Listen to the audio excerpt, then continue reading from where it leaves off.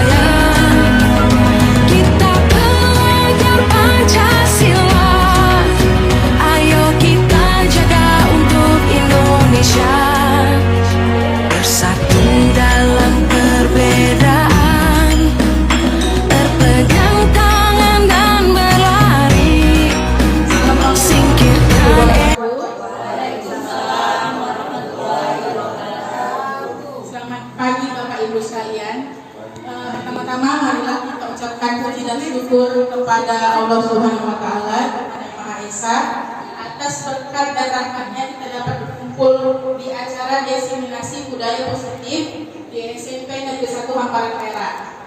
Yang kedua, saya mengucapkan terima kasih kepada Bapak Ibu yang sudah meringankan langkahnya untuk berpartisipasi di acara ini.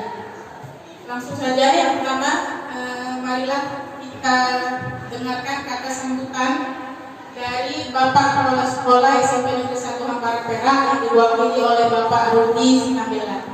Bapak-bapak kita bersilakan.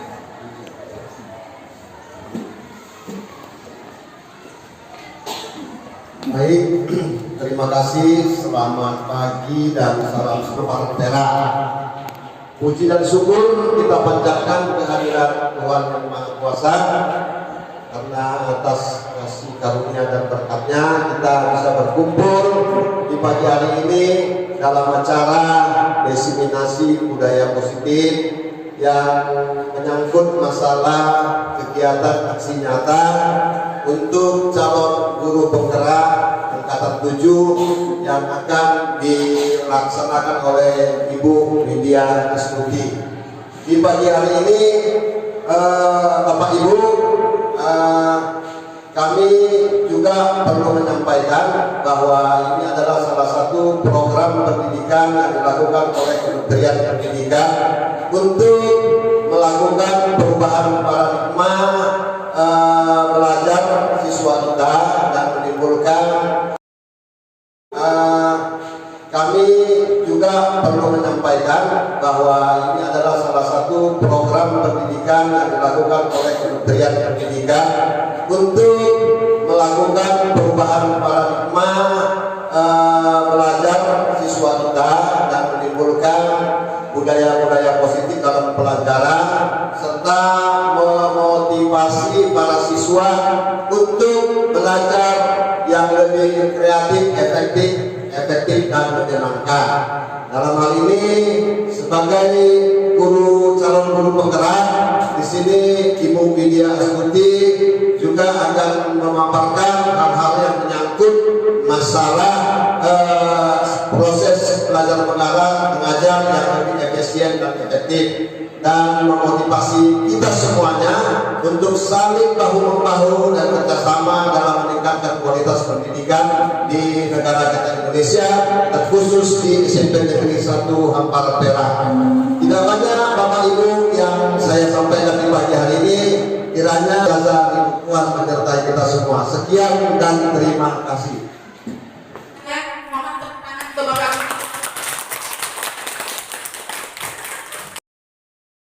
Kita masuki rangkaian acara yang kedua, pemaparan materi dari Ibu Widya Astuti. Kepada Ibu Widya Astuti kami persilahkan.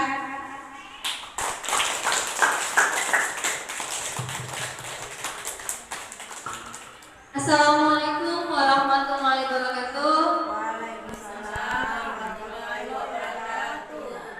Selamat pagi dan salam sejahtera bagi kita semua. Pertama-tama saya ucapkan terima kasih kepada Bapak Ibu guru hebat yang hari ini telah berkenan hadir untuk bersama-sama kita mensosialisasikan diseminasi budaya positif di SMP Negeri 1 Hamparan Perak.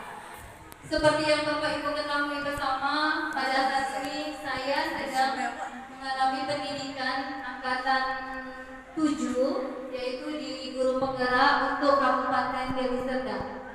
Jadi untuk kesempatan kali ini saya ingin membagikan budaya positif yang diberikan pada modul 1.4 agar kita bersama-sama di sekolah SMP Negeri 1 Hamparan Perak bisa menerapkan budaya positif yang diinginkan. Baik, agar tidak berlama-lama dan untuk mempersingkat waktu, saya akan mulai memaparkan aksi nyata saya pada topik 1.4, yaitu penyebaran pemahaman dan pengalaman penerapan budaya positif.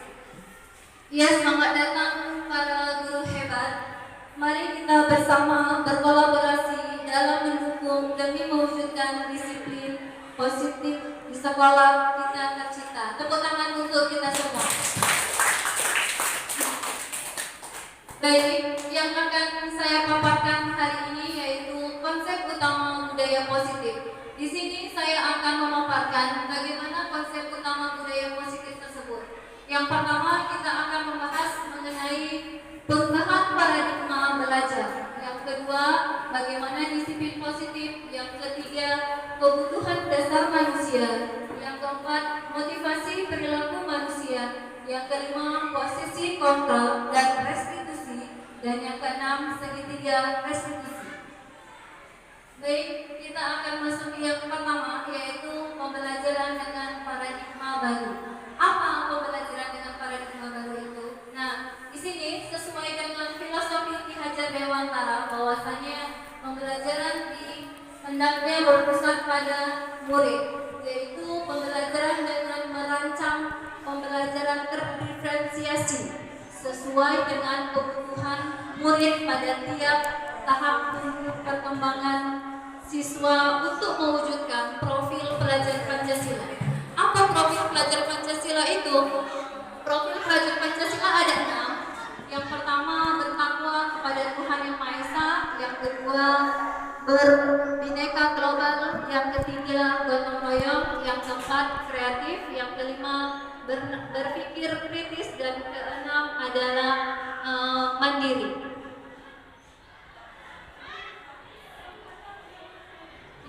materi yang kedua yaitu mengenai disiplin positif. Tentu kita mengetahui bagaimana disiplin itu. Saya mau ingin bertanya kepada Bapak Ibu, yang Bapak Ibu selama ini ketahui, apa itu disiplin positif? Yang termasuk dalam disiplin positif itu yang bagaimana? Ada Bapak Ibu? Gimana Bu? Saya akan sedikit membantu. Disiplin positif sering kita jumpai kepada anak-anak pada tempat waktu mereka melakukan kegiatan rutin, membersihkan kelas ataupun kegiatan yang lainnya. Mungkin itu saja yang mulia. Iya, terima kasih banyak kepada Ibu Yeni. Benar sekali, sepakat kita ya, bahwasanya yang dinamakan dengan disiplin positif itu bahwasanya siswa datang tepat waktu, jujur, kemudian menjaga kebersihan. Tapi selama ini apa kita pernah berpikir bahwasanya yang mereka lakukan itu karena keinginan diri mereka sendiri atau karena takut? Takut dihukum atau takut dimarahi oleh guru atau takut segala macam. Nah, di sini disiplin positif yang diharapkan yaitu dalam budaya kita disiplin dimaknai menjadi sesuatu yang dilakukan oleh orang lain untuk mendapatkan kepatuhan. Nah, seperti yang tadi, kepatuhan. Jadi siswa-siswa itu melakukan disiplin positif mungkin karena takut gitu kan. Nah, dari sini untuk pembelajaran ini kita diharapkan sebagai pendidik, tujuan dari disiplin positif yaitu menciptakan murid-murid yang memiliki disiplin diri sehingga mereka bisa berperilaku dengan mengacu pada nilai-nilai kebajikan universal dan memiliki motivasi intrinsik bukan ekstrinsik. Nah, di sini motivasi intrinsik ini yaitu motivasi dalam diri mereka sendiri. Mereka itu sadar, oh ya, saya melakukan jujur ini supaya saya aman gitu kan, supaya tidak dimarahi, bukan seperti itu. Jadi dari dalam diri mereka sendiri. Ya, di sini disiplin positif merupakan salah satu cara menerapkan disiplin yang bertujuan untuk menumbuhkan kesadaran murid untuk melawan sesuatu tanpa sogokan, ancaman maupun hukuman. Ya, untuk materi yang ketiga yaitu kebutuhan dasar manusia. Jadi sebenarnya ada 5 kebutuhan dasar pada siswa. Yang pertama yaitu kebutuhan bertahan hidup. Jadi mereka memiliki kebutuhan untuk bertahan hidup, makan, kemudian segala sesuatu yang ada di rumah ya kan, minum. Itu untuk bagaimana cara mereka untuk mempertahankan hidup. Itu kebutuhan manusia. Yang kedua kebutuhan kasih sayang dan diterima. Terkadang kita kan siswa ini malas belajar, mungkin mereka membutuhkan kasih sayang dari kita. Nah, dari program inilah kita diajak Bapak Ibu guru bahwasanya mari kita bersama-sama untuk mendalami karakteristik siswa. Kenapa mereka mungkin malas belajar? Kenapa mungkin mereka terlambat? Dari sini kita perlu memahami, kita memberikan rasa kasih sayang dan rasa diterima. Kemudian yang ketiga kebutuhan penguasaan. Kadang-kadang anak-anak ini sebenarnya di rumah dia itu tidak terlalu bandel, tapi kenapa terkadang di sekolah suka jago-jagoan gitu. Nah, di sini mungkin mereka itu mau dihargai kawannya. Jadi seolah-olah mereka mau menguasai kelas gitu kan. Jadi itu yang mau kita perhatikan. Kemudian yang keempat yaitu kebutuhan untuk kebebasan. Baik, yang keempat yaitu kebutuhan dasar manusia yaitu kebebasan. Ingin mereka itu perlu kebebasan. Jadi bolehlah kita sebagai guru sesuai dengan filosofi Ki Dewantara memberikan kebebasan kepada anak-anak untuk belajar. Bagaimana keinginan mereka? Mungkin kalau selama ini kita memberikan PR terlalu banyak, mungkin agak dikurangi, berikan mereka apa kemauan mereka. Itu yang dikatakan dengan pembelajaran diferensiasi menurut keunikan dan kepercayaan mereka. Kebutuhan akan kesenangan. Nah, di sini perlu sekali dalam pembelajaran itu kita memberikan ice breaking, kita memberikan permainan, kita memberikan metode pembelajaran yang berbeda, tidak hanya ceramah, tidak hanya saja kesenangan di sini kesenangan akan pembelajaran, bawa mereka keluar. Nah, mungkin kalau kita melaksanakan 5 kebutuhan dasar pada manusia ini, mudah-mudahan prestasi mereka akan lebih meningkat lagi. Selanjutnya materi yang akan saya bahas yaitu apa itu motivasi perilaku manusia. Motivasi perilaku manusia itu merupakan dorongan yang timbul pada diri seseorang secara sadar atau tidak sadar untuk melakukan suatu tindakan dengan tujuan tertentu.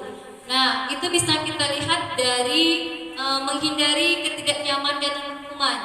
Kemudian apa contohnya? Murid melakukan disiplin diri karena ia takut dihukum. Ini merupakan motivasi intrinsik.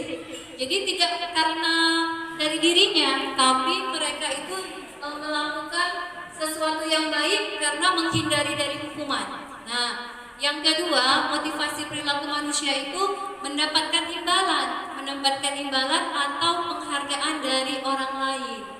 Jadi kalau anak-anak itu melakukan kebaikan gitu kan, pura-pura dia, itu bukan dari dalam dirinya. Dari sini diberikan pembelajaran pada kita bahwasannya motivasi perilaku manusia itu yang kedua untuk mendapatkan imbalan atau penghargaan dari orang lain. Kemudian motivasi yang ketiga yaitu menghargai nilai-nilai kebajikan dari diri sendiri. Nah, ini bagian yang ketiga ini yang perlu kita kembangkan. Bahwasannya motivasi yang ada pada diri anak-anak itu harus memiliki nilai-nilai kebajikan. Jadi sesuai dengan agama, sesuai dengan keyakinan mereka masing-masing, sesuai dengan profil pelajar Pancasila yang tadi sebelumnya sudah kita paparkan. Nah, apa itu menghargai nilai-nilai kebajikan dari diri sendiri? Yaitu murid melakukan disiplin diri karena sadar akan nilai kebajikan dalam dirinya. Ini merupakan bisa disebut dengan motivasi intrinsik. Ya, di sini saya juga memaparkan bagaimana konsep disiplin dengan identitas gagah. Bahwasanya mereka itu sebenarnya ada disiplin, tapi selain keluar dari zona sekolah kita, mereka udah nggak disiplin. Itu dikatakan dengan konsep gagah. Nah, apa itu? Ya kan, yang pertama konsep disiplin itu karena kita selalu memberikan hukuman. Nah, jadi kalau kita nggak berikan hukuman, mereka tidak disiplin lagi. Kalau kita nggak berikan hukuman, mereka tidak baik lagi. Dan ini yang harus dihindari. Jadi sebenarnya konsep disiplin itu harus dari diri mereka sendiri. Jadi harus kita contohkan. Kemudian konsep disiplin tadi yang kedua karena penghargaan. Kalau dia nggak dikasih penghargaan, dia nggak akan disiplin lagi. Kalau dia nggak dikasih penghargaan, dia nggak akan juara lagi. Misalnya orang tua memberikan, nanti kalau ranking 1 dikasih sepeda. Nah, kalau tidak diberikan, maka dia akan mengalami lonjakan emosi. Untuk selanjutnya, dia nggak mau belajar lagi. Nggak dikasih sepeda kok. Nah, ini yang harus kita hindari. Oke, nah ini yang memang kita akan lakukan. Bagaimana konsep disiplin dengan identitas sukses. Jadi yang harus kita lakukan yaitu kita harus melakukan konsekuensi sama siswa, bukan hukuman atau penghargaan, tapi kita buat konsekuensi mahasiswa. Yang kedua, kita melakukan restitusi. Apa itu konsekuensi? Nah, konsekuensi itu kita perlu monitoring kepada siswa untuk melanjutkan. Kita menghormati murid untuk melakukan peraturan. Nah, yang di sini segitiga restitusi juga harus perlu kita laksanakan. Ini nampak ya, nanti di layout juga saya kasih tahu, juga akan saya bagikan printnya untuk kita sama-sama memahaminya. Ya, ini yang mau kita lanjutkan yaitu konsep disiplin dengan pendekatan restitusi. Restitusi, pengertian restitusi yaitu proses menciptakan kondisi bagi murid untuk memperbaiki kesalahan mereka sehingga mereka bisa kembali pada kelompok mereka dengan karakter yang lebih kuat. Jadi kalau ada kesalahan kita gali dulu, jangan kita langsung memberikan kesalahan. Nah, ciri-ciri dari restitusi yaitu bukan menebus kesalahan, namun belajar dari kesalahan. Jadi biarkan mereka untuk belajar. Jadi kalau mereka sudah melakukan kesalahan, jangan langsung dijudge, jangan langsung diberi penghukuman. Nah, di sini ada 3 perbedaan. Saya sudah membuat perbedaan bahwasanya bagaimana perbedaan antara siswa yang disiplin karena hukuman, kemudian siswa disiplin karena sudah membuat konsekuensi, dan siswa disiplin karena kita telah melakukan restitusi. Sudah terlihat ya Bapak Ibu ya? Yang hukuman itu guru menghukum murid dengan berdiri di depan kelas selama 10 menit. Nah, itu kita kasih hukuman. Nah, kemudian nada kita guru marah dan murid menjadi takut. Biasanya seperti itu kita ya Bapak Ibu ya. Kemudian kalau kita sudah melakukan konsekuensi, biasanya kalau murid tidak mengerjakan PR, guru memberikan konsekuensi mengerjakan PR 3 kali lipat. Biasanya seperti itu ya. Kita sekarang menghindari yang namanya hukuman, tapi kita memberikan konsekuensi apa yang tidak mereka lakukan. Nah, kemudian bagaimana guru tegas dan murid menghormati peraturan. Nah, yang mau kita sarankan yaitu segitiga restitusi di sini. Disinilah guru penggerak itu kita sebagai penampilan budaya positif melakukan restitusi. Apa restitusi? Yaitu sebenarnya guru menanyakan keyakinan kelas, dirinya, dan membantu murid menyelesaikan masalah. Jadi kita tanya dulu, kita gali dulu bagaimana, baru kita berikan solusinya. Kemudian sikap kita bagaimana? Guru terbuka dan murid menghormati dirinya dalam orang lain. Nah, di sini nampak ya segitiga restitusi yang akan kita lakukan, yaitu pertama menstabilkan keadaan, yang kedua menanyakan keyakinan, baru yang ketiga di sini mereka yaitu motivasi yang dimiliki.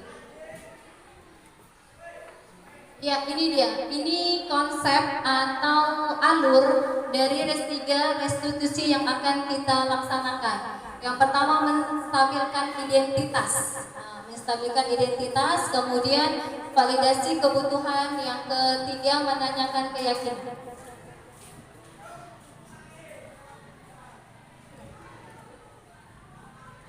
Nah, di sini selanjutnya, materi selanjutnya yang kelima ya, yang kelima dari budaya positif yaitu ada 5 posisi kontrol. Yang pertama posisi kita di dalam guru, di dalam kelas itu kita sebagai penghukum, kemudian sebagai pembuat orang lain merasa bersalah, kemudian sebagai teman, sebagai monitor atau pemantau, dan sebagai manajer.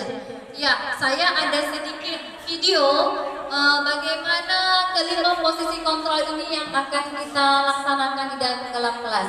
Berikut ini video posisi 5 kontrol guru.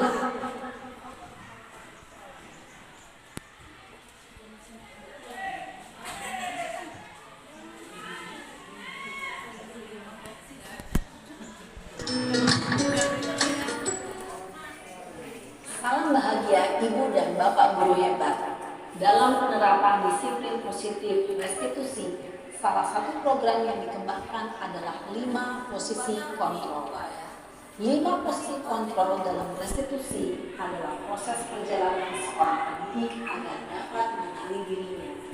Pada video kali ini, kita akan membahas tentang 5 posisi kontrol yang dikembangkan oleh gaya dosen dan contoh penerapannya.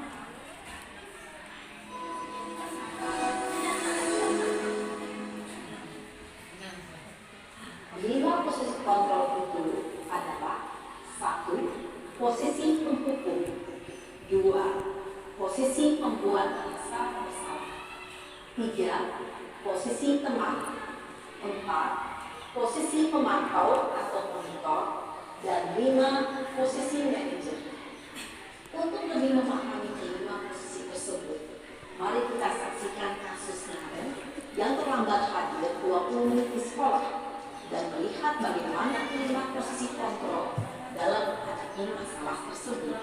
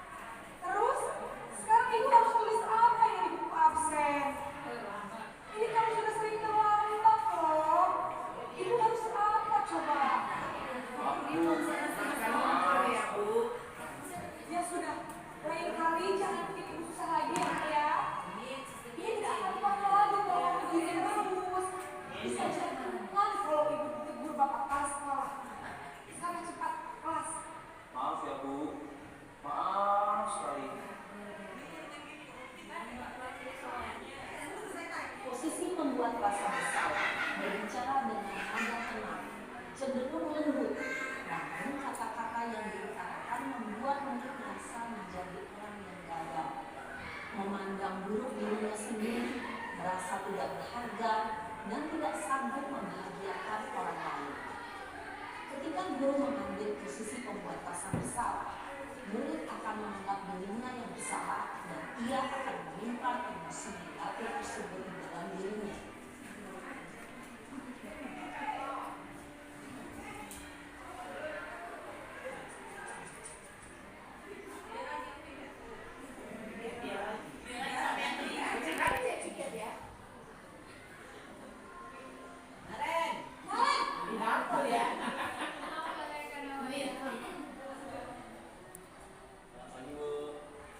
Wah,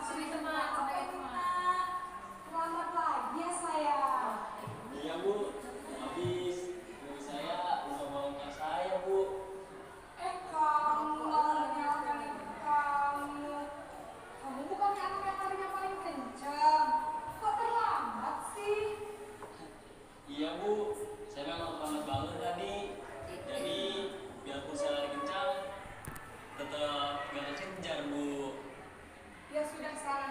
Nanti lain kali larinya lebih kencang lagi ya. Biar gak terlambat lagi. Bikin seneng ibu. Demi ibu. Bisa kan? Bisa lah bu. Ya sudah sana masuk kelas.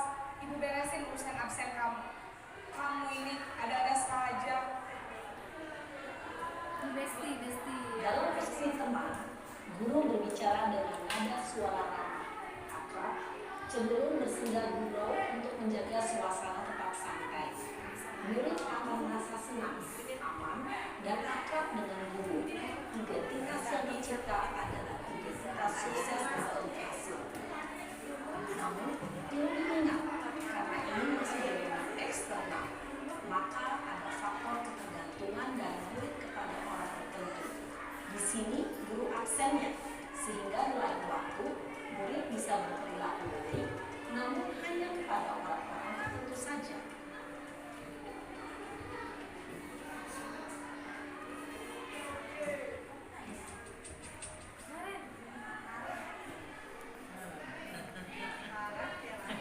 Naren,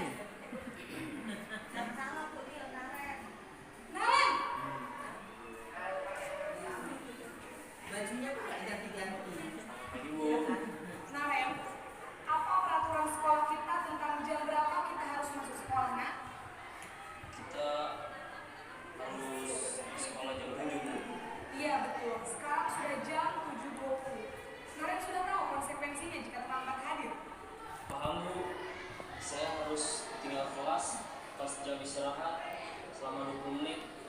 Iya benar, konsekuensinya demikian. Jadi nanti jam 9.30 pas istirahat, kamu harus tinggal di kelas, kerjakan tugas tambahan untuk ketinggalan kamu, ya? Baik bu.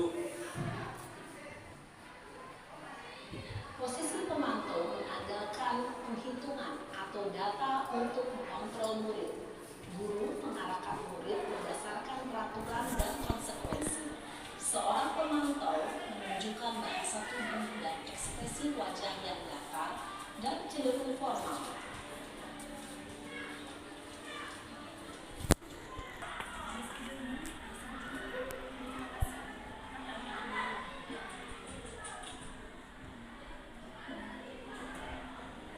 Naren!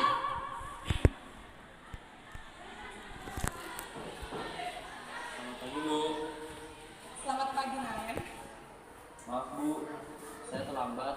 Iya, sekolah masuknya jam 7, sekarang sudah jam 7.20. Jadi sekarang bagaimana ini, Naren? Maaf bu, saya lupa setel alarm saya semalam. Baiklah, menurut kamu, keyakinan sekolah yang mana yang perlu kamu tingkatkan? Menghargai diri sendiri dan orang lain mungkin ya bu. Jadi, apakah Naren meyakini prinsip saling menghormati tersebut? Iya bu, saya meyakininya. Apakah Naren bersedia memperbaiki masalah keterlambatan ini? Bersedia bu. Bagaimana kamu akan perbaiki masalah keterlambatan ini? Saya akan coba untuk tidak lupa menyetel alarm saya bu. Baik, kalau Naren lupa menyetel alarm di rumah, ada orang yang kira-kira bisa bantu mengingatkan tidak? Ada Bu, kakak saya, Kak Emma. Ada lagi selain Kak Emma? Selain Kak Emma, ada ibu saya. Baik, jadi yang mengingatkan Naren adalah Kak Emma dan ibu kalian. Kira-kira akan mulai set alarm kapan nih, Naren? Setelah pulang sekolah, akan segera saya lakukan. Baik, jadi Naren akan setel alarm untuk bangun besok pagi dan akan diingatkan oleh kakak dan ibunda Naren ya. Ada lagi yang mungkin perlu dilakukan Naren agar tidak terlambat bangun lagi? Tidak ada Bu. Baik Naren, terima kasih untuk kerjasama kamu. Sekarang kamu perlu kembali ke kelas untuk belajar. Baik Bu, terima kasih. Bertanggung jawab dan dapat memecahkan masalah. Tujuan dari posisi ini adalah agar murid dapat berefleksi atas tindakannya. Guru akan dengan tulus memberikan pertanyaan-pertanyaan bermakna, sehingga membuat murid dapat belajar dari kesalahannya dan mencari sebuah solusi untuk menyelesaikannya. Ibu dan Bapak guru hebat, setelah mengamati adegan kelima posisi kontrol tadi, kira-kira posisi mana yang paling ideal? Posisi mana yang dapat menunjang motivasi intrinsik murid? Ya, tentu posisi manajer. Posisi ini memang posisi ideal yang ingin dituju setiap pendidik. Pada posisi inilah, guru dapat menerapkan disiplin positif yang berpihak pada murid, yang memerdekakan murid. Perjalanan seorang pendidik tentunya tidak mudah untuk sampai pada posisi seorang manajer. Namun, tujuan kita pasti, yaitu menciptakan murid-murid yang mandiri, merdeka, dan bertanggung jawab. Semoga penggambaran 5 posisi kontrol yang telah diperlihatkan ini dapat menjadi ajang refleksi bagi kita semua, agar dapat terus mengasah dan menerapkan disiplin positif yang memerdekakan murid. Mari terus berlatih dan bersemangat. Selamat menerapkan. Salam dan bahagia Ibu dan Bapak guru hebat.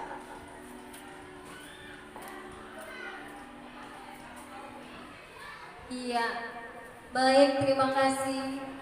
Kita sama-sama sudah menyaksikan cuplikan bagaimana seharusnya posisi kontrol yang kita lakukan di sekolah ini. Jadi kita biasanya posisi yang mana nih Bapak Ibu? Membuat rasa bersalahkah atau sebagai teman? Iya. Masing-masing dari kita punya karakteristik sendiri ya. Tapi di sini saya menginginkan gitu kan, kita sama-sama belajar untuk poin 5, yaitu kita belajar menjadi manajer. Manajer bagi anak-anak, yaitu merespon.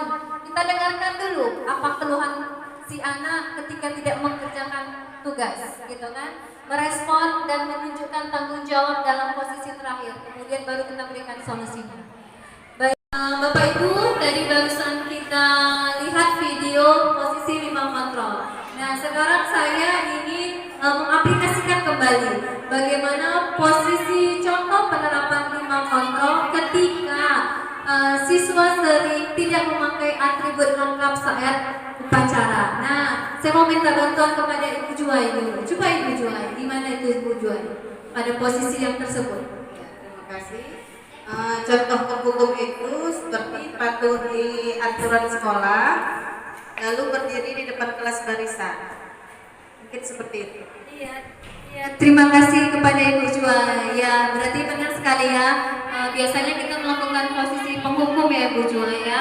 Nah, kemudian kita bisa lihat lagi pada posisi pembuat rasa bersalah. Tiga ya. Iya, terima kasih Bu Juwai. Iya, terima kasih Bu Juwai. Nah, untuk yang pertama tadi penghukum ya Bu Juwai. Nah, untuk yang pembuat rasa bersalah, menurut Ibu Juwai gimana ya Bu Juwai? Kalau contoh pembuat rasa bersalah, beberapa kali Bu Guru harus memberitahu kamu, Bu Guru kecewa pada kamu. Oh, jadi kita buat rasa bersalah ya Bu ya. Jadi kita bawa emosi mereka ya Bu ya. Iya, saya setuju juga. Nah, kemudian posisi yang ketiga itu posisi sebagai teman. Itu gimana biasanya Bu? Kalau contoh posisi sebagai teman, contohnya, ayolah yang tertib buat guru bangga. Kali ini tidak apa-apa kamu salah. Seperti itu. Iya, ya berarti mengajak gitu Iya. kita memposisikan diri kita sebagai teman mereka ya Bu ya.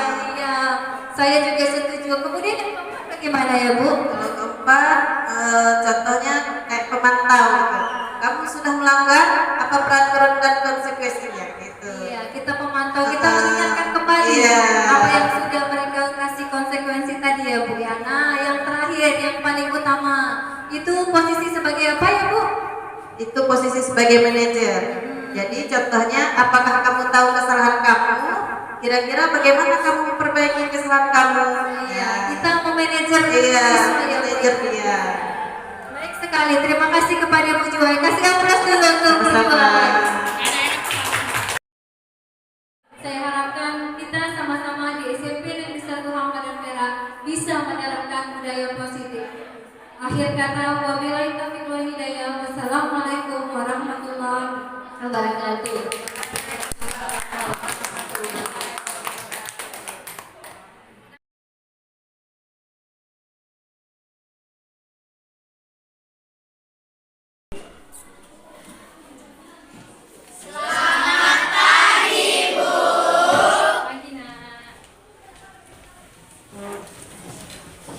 Teman-teman berdiri, bersiap, beri salam kepada ibu guru.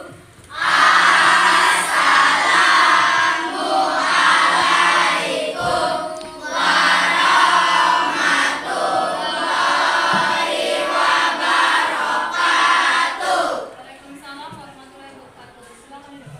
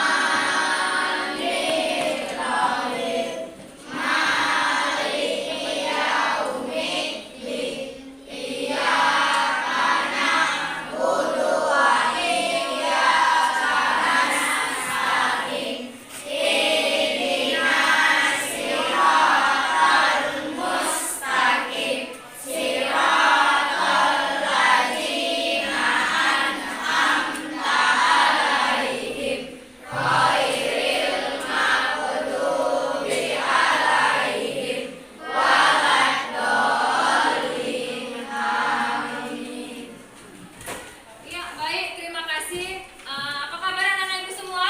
Baik, Bu. Sudah sarapan hari ini? Sudah. Ya, alhamdulillah ya, luar biasa. Nah, pada pagi hari ini sebelum kita belajar lanjut, saya mau buat kesepakatan kelas kita. Di mana kesepakatan kelas ini akan menjadi keyakinan kelas kita.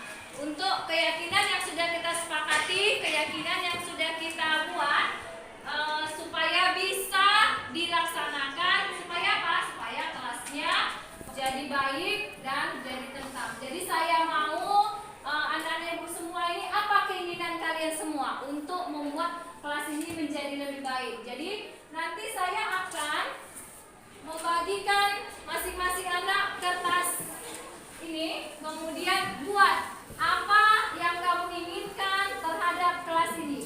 Buat kesepakatan kelas ini. Jadi nanti kesepakatan kelas kita ini akan menjadi keyakinan kelas dan akan menjadi rutinitas kita. Akan kita laksanakan, akan kita patuhi, akan kita jalankan supaya kelasnya akan lebih baik dan kamu juga lebih baik. Paham? Oke, nah jadi sebaiknya kesepakatan kelas yang kita buat tidak dimulai dengan kata negatif. Maksudnya apa? Maksudnya jangan buat tidak datang terlambat. Nah, selain itu tidak datang terlambat apa? Datang tepat waktu. Nah, jadi seperti itu ya. Paham ya? Ini saya bagikan. Nanti sekitar 10 atau 15 menit kemudian saya menyuruh setiap siswa menempelkan ke papan tulis. Nanti yang sama akan saya sortir, kemudian kita taruh di sini untuk hasil akhir kita. Bisa? Bisa. Oke, saya bagikan kembali.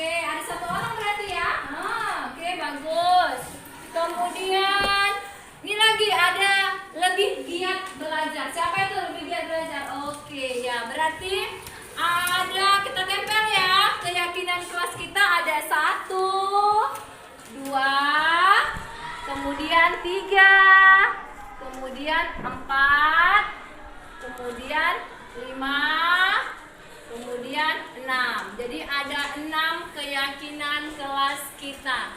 Yang pertama itu belajar lebih giat, kemudian menjaga kebersihan kelas, datang tepat waktu, jujur, sopan dan santun kepada guru dan bapak ibu guru, piket sesuai dengan jadwalnya. Berarti sepakat ya, kesepakatan kelas kita ini ada berapa?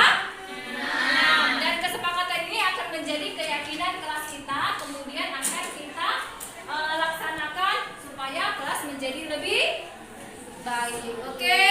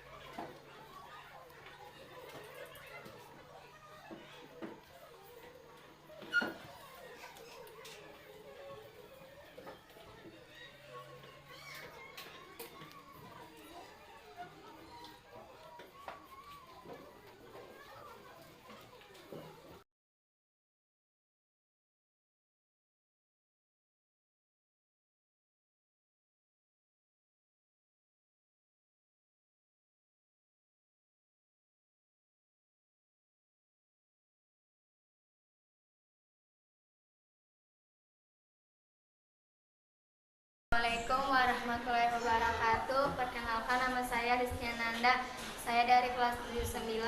Saya merasa senang karena sudah membuat kesepakatan kelas, karena kesepakatan kelas itu penting untuk jujur. Terima kasih Bu Widya. Assalamualaikum warahmatullahi wabarakatuh. Perkenalkan, nama saya Muhammad Rizwan Effendi, kelas 79. Di sini saya senang karena ada kesepakatan kelas. Di sini saya ingin menjadi kelas yang paling tertib dan makin maju. Dan semoga kami semua jadi lebih bertanggung jawab. Terima kasih. Assalamualaikum warahmatullahi wabarakatuh. Perkenalkan, nama saya Dewi Permana, kelas 79. Saya sangat senang karena ada kesempatan kelas. Kelas saya menjadi tertib dan kedepannya menjadi lebih maju. Terima kasih Bu Widya. Demikianlah video aksi nyata saya pada modul 1.4 yaitu mengenai budaya positif di SMP Negeri 1 Hamparan Perak. Terima kasih telah menonton video ini dari awal hingga akhir. Wassalamualaikum warahmatullahi wabarakatuh.